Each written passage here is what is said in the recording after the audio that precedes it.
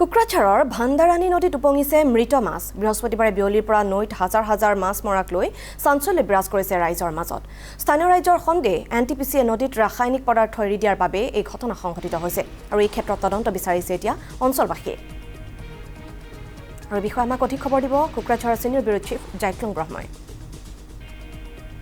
মই য'ত উপস্থিত এইখন নয়াচাৰা নিগমগুৰা হয় আৰু ইয়াতে দেখা গৈছে আমি ইয়াত ৰাইজৰ অভিযোগ কৰিছে এইখন যিটো নদী এই নদীত মাছ মৰি আছে, কিন্তু আমি ক'ব নোৱাৰোঁ কি কাৰণে মৰিছে, কিন্তু যোৱাকালিৰো মাছ মৰি আছে বুলি আমাক জানিব দিছে। পাঁচজন সঞ্চক মই ক'ম এইখন নদীৰ নামটো মই আই ভাণ্ডাৰানী বুলি কৈছে আৰু এই আই ভাণ্ডাৰানী যিটো নদী এই নৈত মাছ মৰিছে বুলি ইতিমধ্যে ৰাইজৰ অভিযোগ। আমিও দেখা পাইছোঁ সৰু সৰু মাছ ইয়াত মাছ মৰাতে আমিও দেখা পাইছোঁ যথেষ্ট সংখ্যক এই মাছটো মৰিছে বুলি কালিৰ পৰা মৰিছে বুলি আমাক অভিযোগ কৰিছে। আমিও দেখা পাইছোঁ মাছ মৰাটো সঁচা, কিন্তু ইতিমধ্যে যোৱাকালিৰ পৰা যথেষ্ট মাছ ইয়াৰ পৰা উঠাই লৈ যোৱা হৈছে। আমি জানিব পৰা বহুত মাছ ইয়াতে ধৰি লৈছে, ৰাইজে ধৰি লৈ যোৱা আমি এই পৰিৱেশ দেখা পাইছোঁ। আমি পৰিৱেশ দেখাই আছে যথেষ্ট সংখ্যক ৰাইজ আছে, তেখেতৰ পৰা আমি কিছুমান কথা জানিব চেষ্টা কৰিম। যিহেতু এই মাছ কেনেকৈ মৰিল, কি কাৰণত মৰিলে আমি ক'ব নোৱাৰোঁ, কিন্তু সিহঁতে অভিযোগ কৰিছে NTPCৰ পৰা কিবা কেমিকেল এৰি দিয়াৰ কাৰণে এই মাছটো মৰিছে বুলি সিহঁতে ধাৰণা কৰিছে। তথাপিও আমি সিহঁতৰ পৰা কিছুমান কথা জানিব কি কাৰণত নদীত মাছ হয়। আমি সন্দেহ কৰিছোঁ যে এই নদীটো আই ভাণ্ডাৰানী নদী, ইয়াত NTPC যিটো তেলডিপুৰ ওচৰত যিটো এটা কেনেল বনাইছে NTPC, সেইটো যদি কেমিকেল আহি এই মাছটো মৰিছে বুলি আমি সন্দেহ কৰি আছোঁ। এইটো 100% NTPCৰ কেমিকেলত আহি মৰিছে বুলি আমি জানো। যোৱাকালিৰ পৰা গম পাইছোঁ, আজিহে মই আপোনালোকক জনালোঁ আৰু কি। হয়, মানে আমাৰ গাঁৱৰ নিলগত থকা মানুহ যিটো NTPC আছে, এই NTPCৰ পৰা যোৱা প্ৰত্যেক বছৰে এনেকুৱাকৈ কেমিকেল চাৰি কেনে প্ৰত্যেক বছৰে এনেকৈ বহুত হাঁহ মুৰ্গী তাৰপিছত মাছ তাছ মৰে।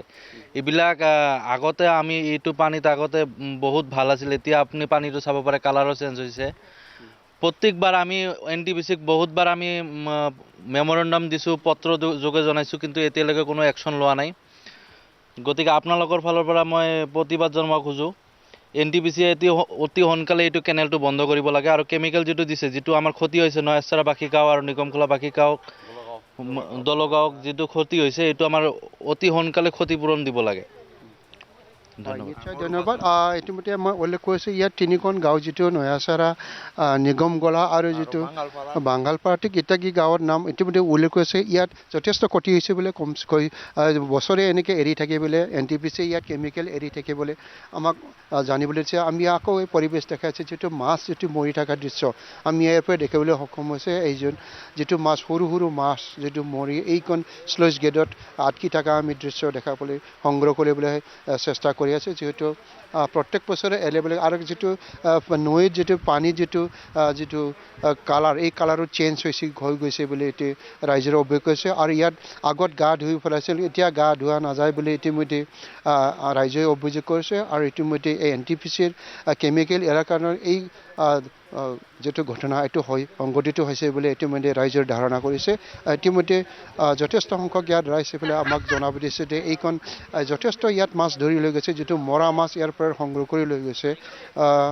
মাছ কেনেকৈ কিমান লৈ গ'ল মানে কালিৰ পৰাই বহুত মানুহে মাছ মাৰি আছে, কিন্তু মাছটো আচলতে কেমিকেলৰ দ্বাৰাহে ক্ষতি হৈছে। আমাৰ NTPC যিটো প্ৰজেক্ট আছে আমাৰ ইয়াত কেমিকেলৰ দ্বাৰা ক্ষতি হৈছে, কিন্তু বহুত মানুহে মাছ মাৰি লৈ গৈছে।